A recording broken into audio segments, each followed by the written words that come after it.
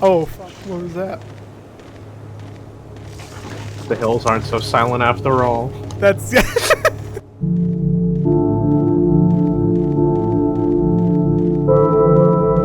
The spooky month is long gone now, but here I am with a different type of video. I've always wanted to make a review, so I thought, why not start off strong with the psychological horror masterpiece that is Silent Hill 2.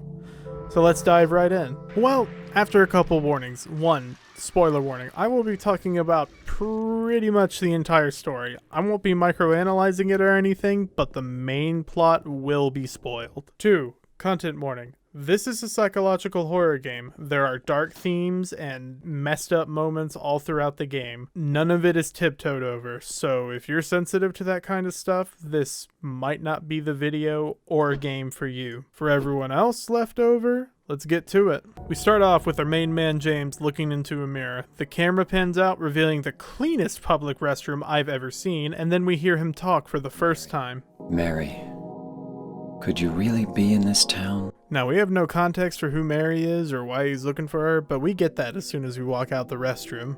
In my restless dreams, I see that town. Silent Hill.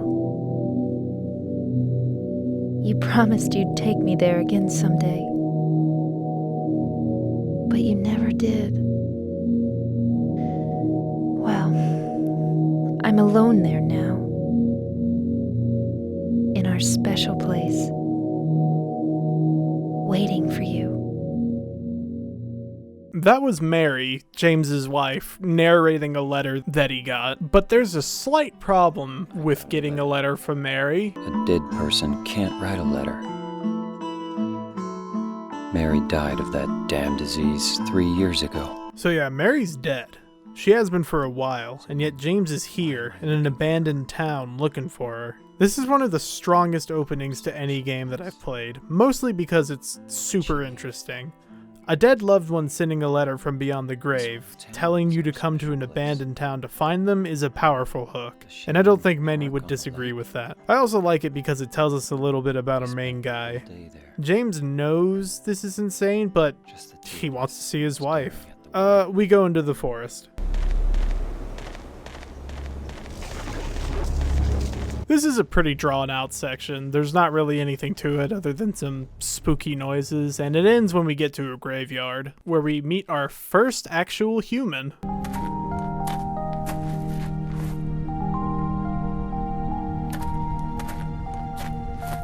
Excuse me, I'm sorry. No, it's okay. I didn't mean to scare you. I'm kind of lost. Lost? This is Angela. She's looking for her mom. In Silent Hill as well. Anyways, we make to leave, but not before Angela gives a odd warning. This town, there's something wrong with it. It's kind of hard to explain, but... Is it dangerous? Maybe. And it's not just the fog either.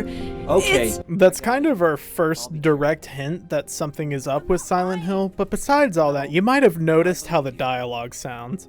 Every conversation in the game is kind of like this, stilted, unnatural sounding, and I don't know if it was done like that on purpose, but it definitely adds to the theme of confusion and uncertainty that the game seems to be going for when it comes to its characters. Anyways, we say goodbye to Angela, and then we actually move into the town part of Silent Hill. Eventually, while we're walking around the town, we come across a random bloodstain on the street, with a figure in the distance walking away. And we follow the bloodstains until eventually we reach a tunnel. And I'm just gonna let this play out because this is a really good cutscene.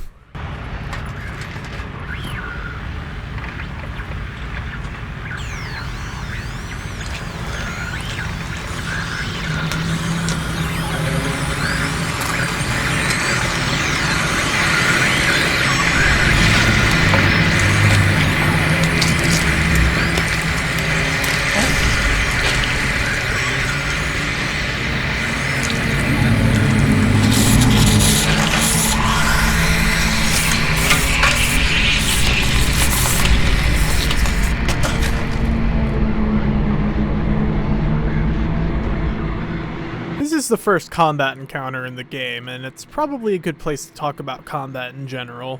The combat is clunky, but it's good. I think it's good anyways. It's good for this type of game at the very least. Obviously, if it was something like Devil May Cry, that would completely decimate the atmosphere. But anyways, it works like every other survival horror game with a fixed camera angle. You hold the button to ready your weapon, and you tap another button to attack. Nothing special there. Although I will say, melee combat is pretty tense. You have to control your spacing and timing pretty strictly. Otherwise, you will either whiff your hit or eat a hit from an enemy because you took too long to attack. That might just be a me problem, but still. Also, there is gun combat. Nothing really to say on that. James has perfect aim, and by the end of the game, you will have hundreds of bullets, so you can just be a gunslinging desperado that has unlimited ammo. Anyways, what's the point of combat without something to beat up? This thing that we're abusing in the background is called a lying figure. They're probably the most common enemy in the game. They're not in every major location, but they are in most of them, and they roam the areas between points of interest. They spit acid at you, and if you knock them down, they have a chance of doing this. It's pretty awful when you're not expecting it, and they're real dickish with it later. I didn't know they were oh my god! Side note, each and every monster in the game has symbolism behind it that directly pertains to James. I'm not really going to talk about any of it. There's hundreds of other videos that do that. I just wanted you to know that it's there. Also, I should probably mention that James's goal this entire time has been to get to his and Mary's special place, and he believes that to be Rosewater Park. But in order to do that, we have to get through a couple of apartment buildings.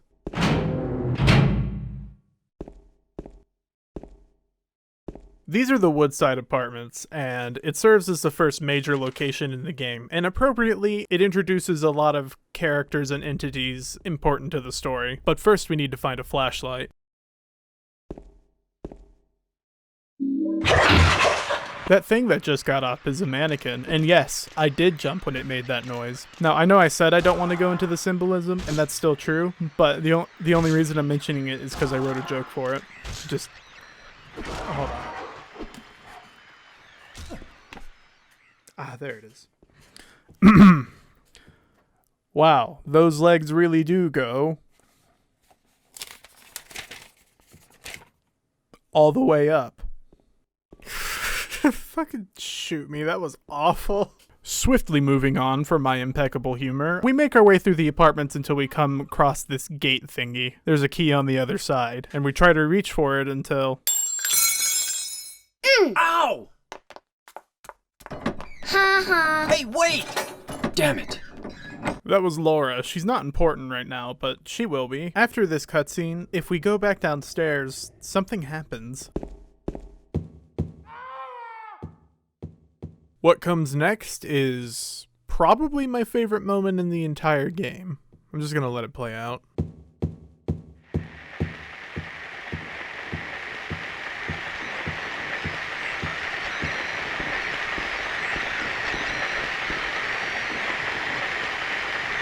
This is my favorite moment in the game for a couple of reasons. One, that's Pyramid Head, one of the coolest monsters ever designed, but also he is extremely important to the story. I won't get into why right now, but he is. Two, the build-up is great. You hear a noise, static builds up, and then you come here and you see this red glowing guy with a pyramid for a head. It's awesome. And now that you've seen him, you know that he's in the same building as you, so it just adds to the tension, which is great. Anyways, we go shove our hand in a hole. We get the clock key from this, and that leads us into our first puzzle, quote unquote. Honestly, it's not much of a puzzle. You're just putting all the hands in the right spot based off a riddle on the wall. It's not really anything super engaging. I'll talk more about puzzles later, but for now we move forwards until we reach a certain room. We come across Pyramid Head again. He's wrestling with two mannequins, and James decides that this is too socially awkward. Pretty soon after that encounter, we meet Eddie. He's not important right now, but he will be, so thought I might mention him here. Although he does mention something interesting and possibly important. I guess this place isn't too safe either. What happened here anyway? I told you, I don't know. I'm not even from this town. I just...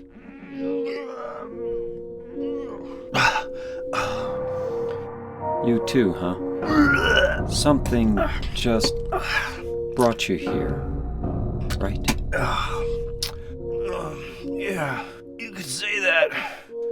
So the town is drawing people in, and if James is any indication, there's probably something off with Eddie too. But that doesn't matter right now. We make our way further through the apartments, put our whole fucking arm into the shitter.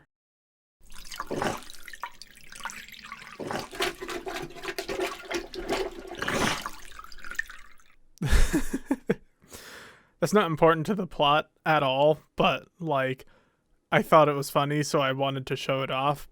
The actual next big thing that happens is we meet Angela again, and she's doing great.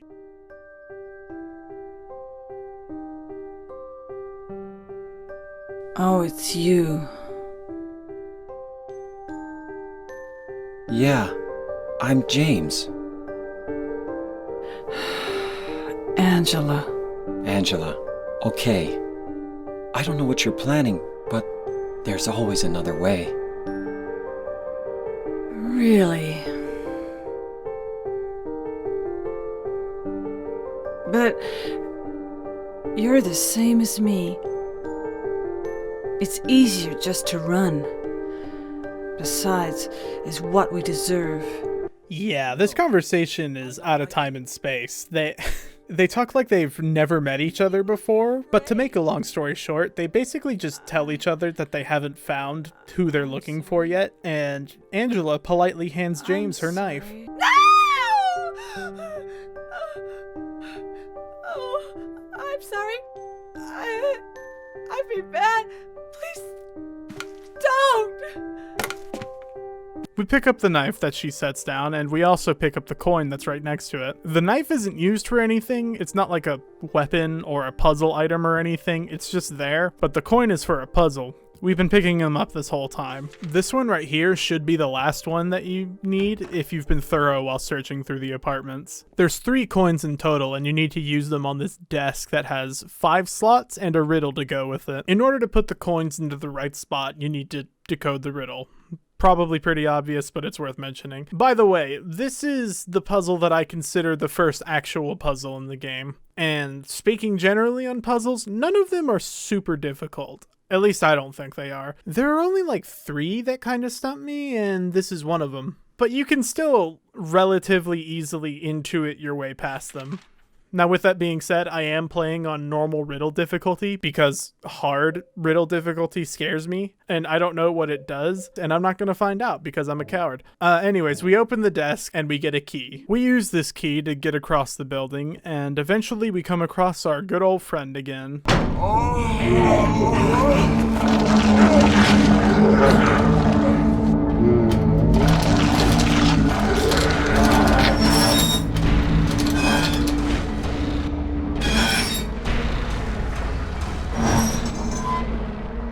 Yeah, this is the first boss fight in the game, and, well...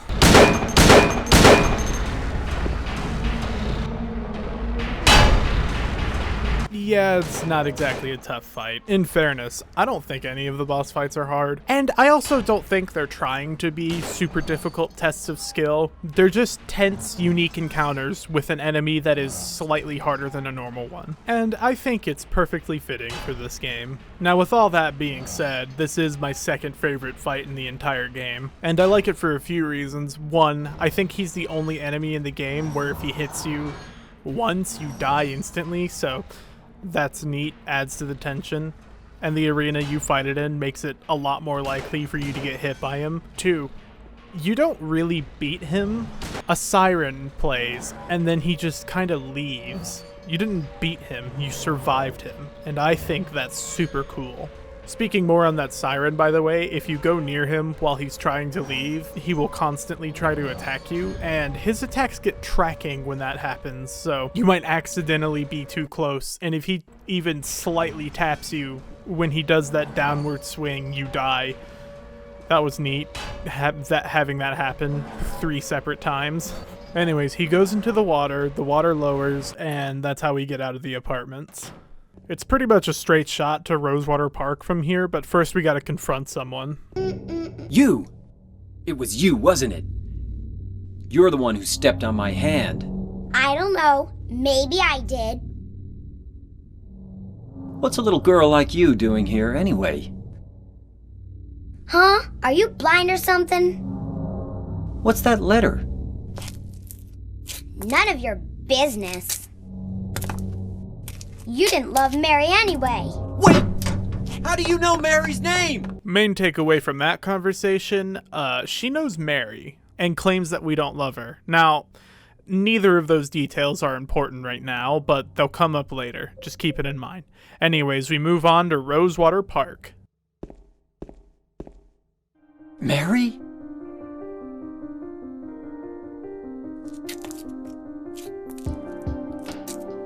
No, you're not.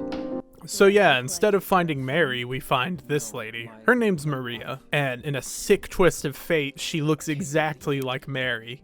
The only difference is her dress sense, demeanor, and hair. You might be asking yourself, is she some Silent Hill conjuration made up just to screw with James? The answer to that is yes, but we'll get into that later. Anyways, James asks her if she's seen Mary, but she hasn't, but she does bring up an interesting point about where she might be. Anyway, I haven't seen her. Is this your only special place? Well, there's the hotel too, I guess. So yeah, new goal attained. We gotta get to the Lakeview Hotel. And James makes to leave. You're coming with me? You were gonna just leave me? I look like Mary, don't I? You loved her, right? Or maybe you hated her. Don't be ridiculous. So it's okay? Yeah, fine. So yeah, the next 30 minutes is kind of an escort mission. It's not that bad. I don't even know if she can die, and when you go through a door, she just teleports in front of you, so it's not that bad. Anyways, it's time to go bowling. I'll wait here. I hate bowling. I didn't come here to play, you know. I honestly don't remember the reason why we come in here, but Eddie and Laura are here. So what'd you do? Robbery? Murder? Nah, nothing like that. Huh! You're just a gutless fatso. Long story short, Eddie wants to eat pizza, and Laura leaves, and we gotta chase her. Did a little girl run out of here? Yeah, she was too fast for me. Yeah, this is a really good cutscene. Maria never interacts with another human character in the game, so no one can verify if she's even real or not. And it's just another hint as to her true nature, which, I mean, we all know that she's like a Silent Hill projection, but James doesn't, and that's what matters. Anyways, we chase her for a little bit. We go through a strip club. Nothing happens in the strip club, although I do like the music a lot. I actually like all the music in this game. It's done by Akira Yamaoka, and that man has been blessed by some deity. I have never heard a game soundtrack more fitting in my life.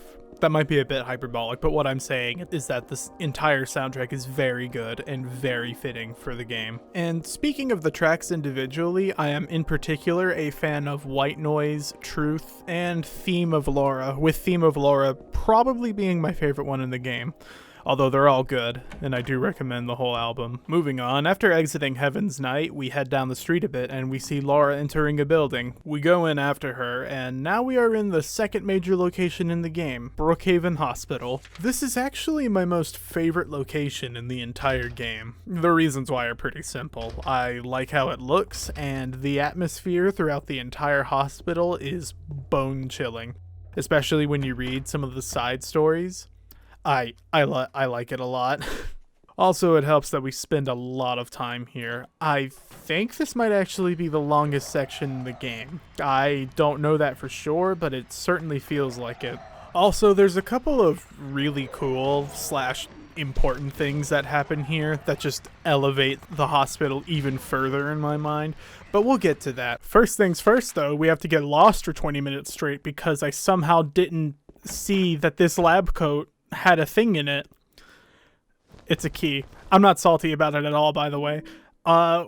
We use it to get to a patient ward, I think that's what it's called, and once we enter one of the rooms, a cutscene triggers. James. Wait a minute. I'm kind of tired. You should rest.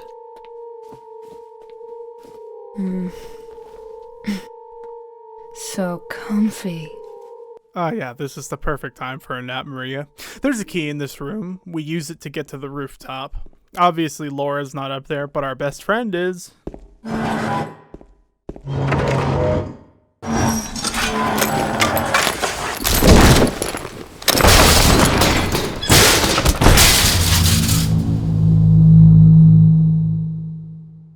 Oh look, we're fine. I probably should have mentioned this earlier, but our main goal this entire time, besides finding Laura, has been to open this box that is covered in chains and locks. If you've been exploring thoroughly, you should have every code and key that you need to open the box. Now, you might be wondering what's inside the box. It's hair.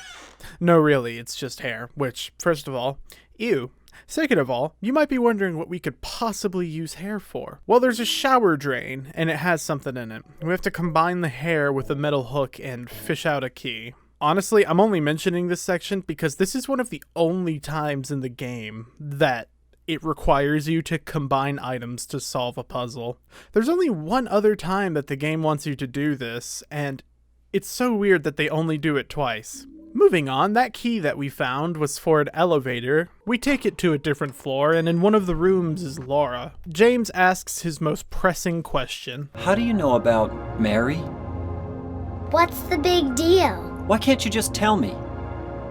You gonna yell at me if I don't? No, I won't. I was friends with Mary. We met at the hospital. It was last year. You liar! That's interesting, and it also raises a question. Why does she think she saw Mary last year, if Mary's been dead for 3? After James calms down, we convince her to come with us. And while we're leaving, she says something interesting. There are all sorts of strange things around here. I can't believe you haven't even gotten a scratch on you. Why should I? Yeah, that's a subtle hint as to one of the prime features of Silent Hill. Different people see different things. We make to leave, but Laura says she forgot something. James asks what it is, and Laura says it's a letter from Mary, which obviously James would want. Laura wants us to go get it, though. Laura! What are you doing? Yeah, it was a trick to lock us in here. Now, normally that wouldn't be a problem, but we're in Silent Hill. Laura? Okay, I guess it won't open it. I think I'll just leave you like this. You snotty little brat! Open up! Why, you... Laura?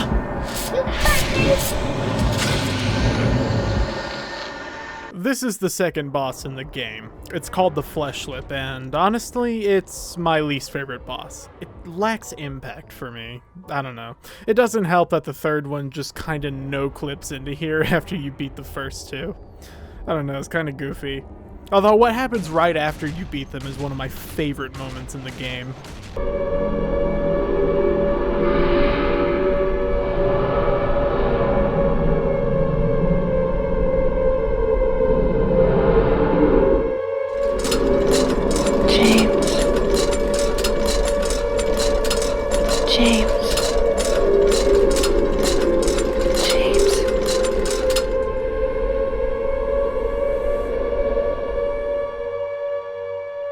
That was a scene straight out of Jacob's Ladder. I don't think I could show the scene in question, but just take my word for it.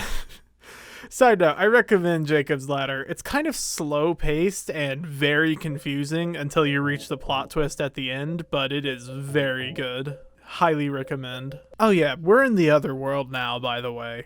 Rust and blood covers everything, and there's random sheets, question mark, covering the doors in some rooms? I don't know what it is. It could be flesh. The enemies match this aesthetic too. Oh yeah, there's a new enemy, by the way. They're called bubblehead nurses. They look like normal nurses, other than their pale skin, and they have something wrapped around their head. They carry a pipe, and they might be the most aggressive enemies in the game. They definitely hit me more than anything else did. Although, they didn't kill me, because of my elite gamer skills. Now, since we are in the otherworld, that means that the level has changed around a little bit, and we need another way to get out of here. We go to the basement to look around, and James! Oh my god. Anyway, I'm glad you're alive. Anyway! What do you mean, anyway? Yeah, Maria somehow got down here, and she's not too happy. I mean, she's the one who decided to lay down, but whatever. After going off at us for a little bit, she asks about Laura. So, what about Laura? Did you find her? Yeah, but she ran away. We've got to find her. You really seem to care about her. Do you know her? I've never met her before. I just feel sorry for her. She's all alone. And for some reason, I feel like it's up to me to protect her. That's a little weird. Maria has strong, possibly maternal feelings for Laura, despite never having met her. Well, I say it's weird, but she's not a normal person. She's a Silent Hill projection based off of Mary. And since she's based off of Mary, that means that Mary probably had strong, possibly maternal feelings for Laura too. Which means that Laura wasn't lying about knowing Mary. Who knows what else she was telling the truth about. Anyways, with Maria in tow, we hop into the elevator.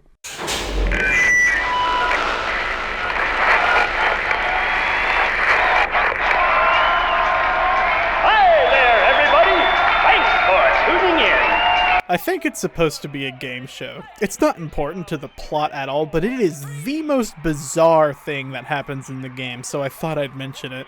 It does ask us 3 questions, and if we answer it right on a puzzle box that appears on one of the floors, we get some extra stuff. Our actual goal is opening a fridge that's laying on the ground, and after we open it, James says the funniest line in the game. Not very cute, is it? Here, James. You take it. Thanks. Oh, it's so good. I don't know why. Sorry, I'm so tired. We get past a weird door and enter a winding corridor. I'm still thinking about it. The funny pyramid guy starts chasing us. I don't know what happens if you get caught, but I assume you die. We make it to safety though. Never mind.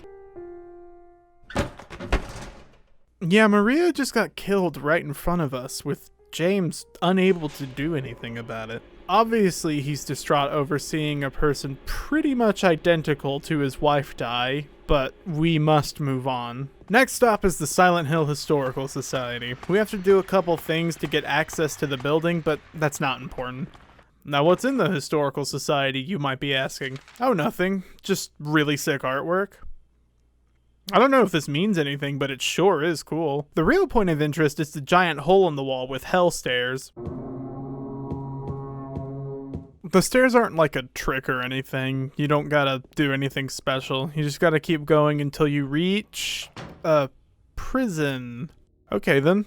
This is the 3rd major location in the game, and honestly, I don't have a whole lot to say about it. Really, the only significant thing that happens here is the cutscene with Eddie, and I'll play some of it now. Killing a person ain't no big deal. Just put the gun to their head, pow. I didn't do anything. He just came after me. Besides, he was making fun of me with his eyes, like that other one. Just for that, you killed him? Yeah, he's clearly off his rocker and probably dangerously unstable. That won't be a problem later. What other cool stuff is there? Oh yeah, there's this thing.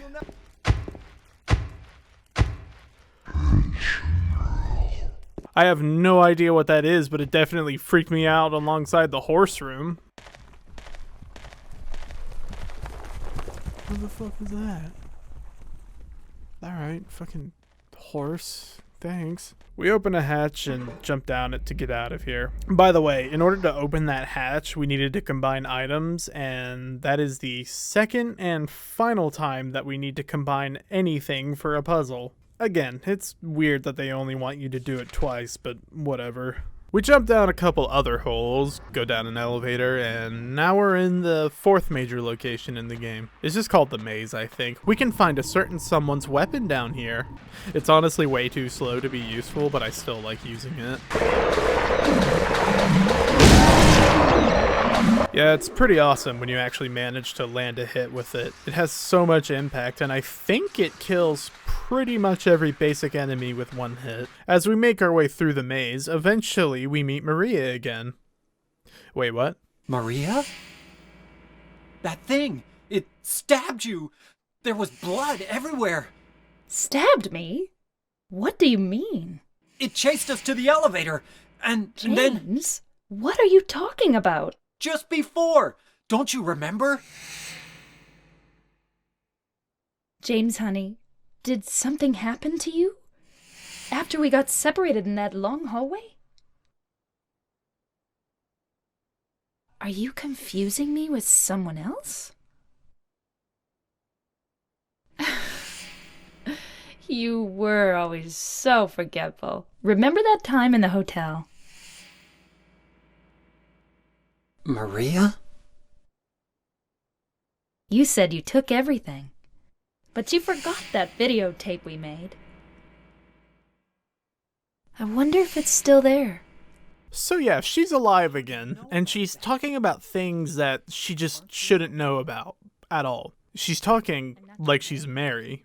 If there was any doubt at all at this point that she's basically a Silent Hill monster based off of Mary that the town manifested to mess with James, this whole scene erases any doubt about what she is. Now obviously James still wants to get to her, so we make our way over. Or at least we start to. Daddy, please don't! James goes to investigate that scream and we enter this room. The walls are covered in flesh and there are pistons thrusting in and out. There's also a monster looming over Angela, and it looks like two people on top of a bed. It's called the Abstract Daddy. I don't think I need to say what this room and that monster are implying happened to Angela. The meaning behind the imagery is pretty heinous. Anyways, we beat up the monster. Then Angela comes in for the finishing blow.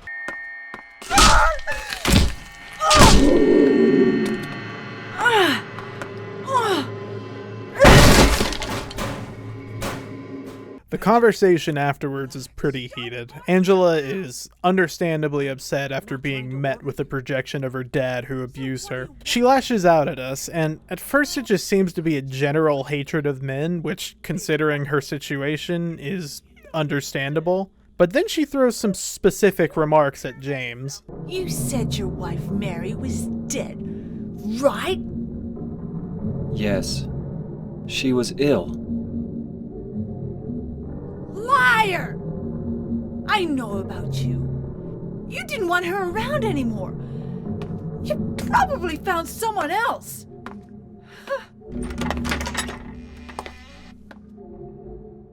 That's ridiculous. I never... I might be reading too far into this, but she says she knows about James, which means either the town is telling her things about him that we don't know, or she's just lashing out and making wild accusations. It is a high-stress situation, I kinda get it. Anyways, we finally reach Maria behind the bars. Maria? Maria? Oh, she's dead again. This time it looks like sickness got her, which is a pretty direct reflection of Mary, just further proving that she's a manifestation of the town. We move on though, and eventually end up in a freezer. Eddie's there. And to say that he's unstable now is putting it lightly. Eddie? What are you doing? What does it look like? He always busted my balls. You fat, disgusting piece of shit. You make me sick. He's frantically ranting and raging about all the people who've treated him like shit in his life. Whatever he's been seeing in the town has driven him completely off the deep end, and it only takes one remark from James for him to turn hostile. Eddie, have you gone nuts? I knew it. You too. You're just like him, James. Hey, I didn't mean anything. Don't bother. I understand. You've been laughing at me all along, haven't you? Ever since we first met. I'll kill you, James! And it's a fight. Well, not much of one. We beat him down and he runs away into a second room, and that's where the real quote-unquote boss fight is. Yeah, he doesn't stand a chance.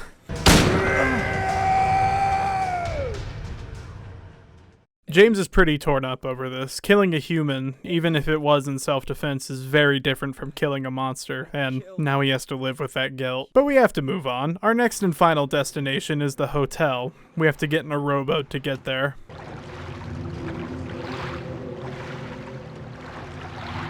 Just so you know, you have to find and follow the light. My first playthrough, I was stuck for 15 minutes until I caved and looked up what I was supposed to do, and boy, did I feel like a dummy after that. We finally reached the Lakeview Hotel, our special place. The first important thing that happens is we meet Laura again. We talk for a bit until she gives us a letter from Mary. This letter is Mary's goodbye to Laura, and it talks about James a bit, but the real interesting part is Mary wishing Laura a happy 8th birthday. James asks a question about that. Laura, how old are you? I turned 8 last week. So, Mary couldn't have died 3 years ago. This raises a big question, one that you might have had before this point. Why doesn't James know when or if even his wife passed? That's important. You don't forget something like that. Well, the answer to that question will be found out soon. Laura leaves and the rest of the hotel opens up. I don't have a whole lot to say about the hotel in general, other than there's an interesting part where you have to store everything on you in order to go down an elevator. I thought it was pretty neat. As we explore the hotel, we will eventually pick up a videotape. It's James's tape, the one that he left behind. And after doing the big puzzle of the hotel, we get the key that lets us get to the floor that the room that Mary and James stayed at is on. We picked up the room key earlier, I just couldn't find it in the footage. We get to room 312, put James's tape in, and what's on it is pretty revealing.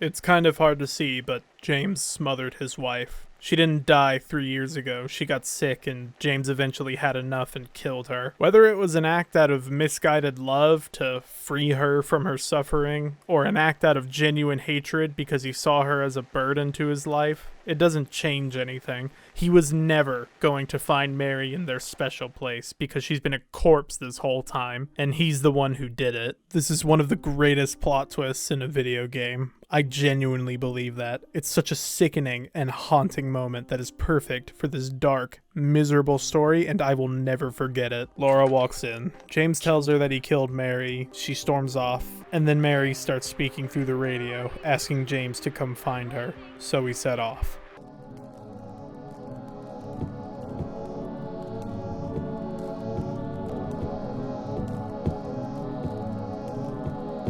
This is my favorite section in the game. The atmosphere is oppressive, the music is droning, and the hotel, which was relatively nice and clean looking up until this point, is basically destroyed. Everything looks like it was pulled from the bottom of a lake. This section is my favorite because, in my opinion, it just perfectly reflects James's mental state after learning that he killed his wife. It doesn't last long though, and we eventually meet Angela again. And she's not doing so good. Mama! Mama, I was looking for you. Now you're the only one left. Maybe then I can rest. Mom! Why are you running away?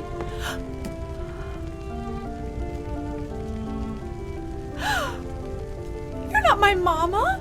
After she snaps out of it, they have a conversation. It starts off with her thanking James, but then wishing that he never saved her. Then she starts saying that she deserved all of the awful things that happened to her. Eventually, she asks for the knife back, the one that she gave to us in the Woodside apartments. James, give me back that knife. No. I won't. Saving it for yourself?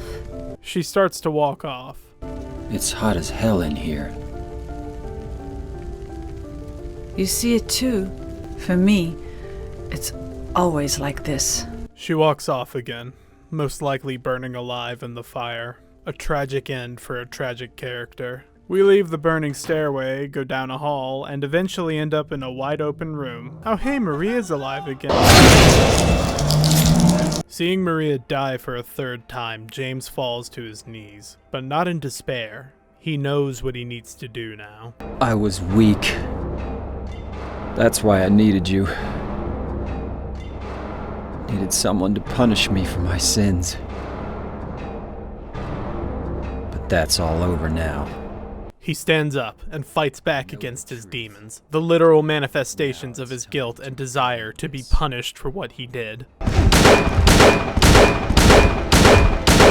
In my opinion, this is the best designed boss in the game, and it's my favorite. You have to keep them at a distance, but they're faster than you think they are, have more range than you think they would, and there's 2 of them. But this is countered by the fact that the room is huge and you should have a lot of ranged options by now. It's a pretty good struggle, and the music is great. When you beat them, they head off into the center of the room and impale themselves. By the way, there's 2 pyramid heads because James killed Eddie, and since one was formed from a killing, it makes sense that another one would form from another killing. You pick up eggs from their bodies, and they're the key to the next room, which leads to a hallway. Mary starts talking. Mary? What do you want, James? I brought you some flowers. Flowers? I don't want any damn flowers. To summarize what's happening, this was a moment that Mary and James had in the past, in some hospital. Mary's talking about how much she hates herself in the situation she's in, while also harshly pushing James away with her words. But then, after she pushes him away, she begs for him to not leave her, and says that she doesn't want to die. It's honestly hard to listen to, and it's pretty easy to tell that it's an awful situation all around. We go through the door at the end of the hallway, and go up some stairs, and we meet... Mary? When will you ever stop making that mistake? Oh, never mind, it's Maria again. Except this time James is having none of it. But I don't need you anymore. I understand now. It's time to end this nightmare. His rejection makes her mad, and she turns into the final boss. We destroy her.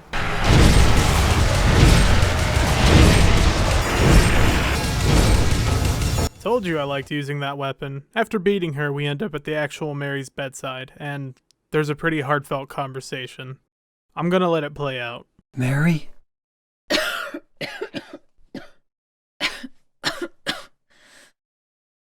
James. Forgive me.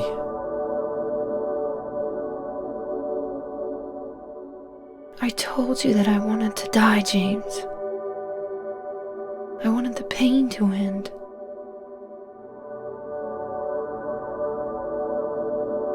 That's why I did it, honey. I just couldn't watch you suffer. No. That's not true. You also said you didn't want to die. The truth is, I hated you. I wanted you out of the way. I wanted my life back.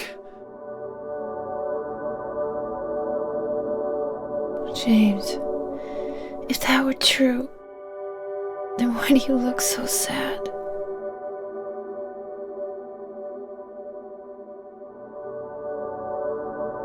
Mary? James. Please. Please do something for me.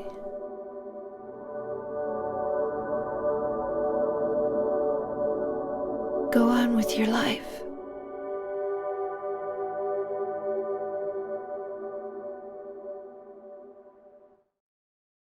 And that's basically the end of the game.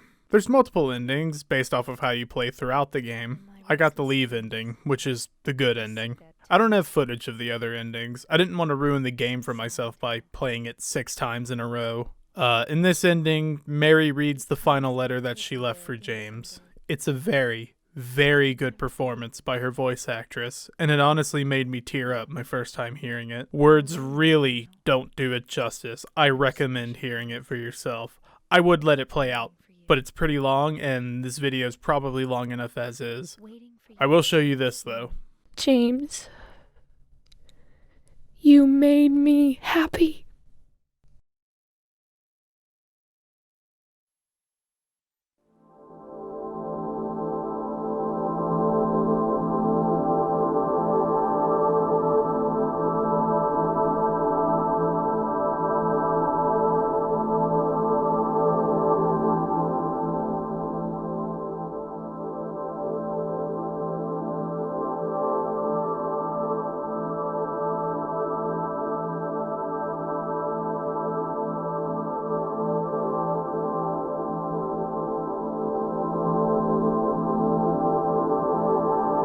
James leaves with Laura out of Silent Hill, and that's the end of the game.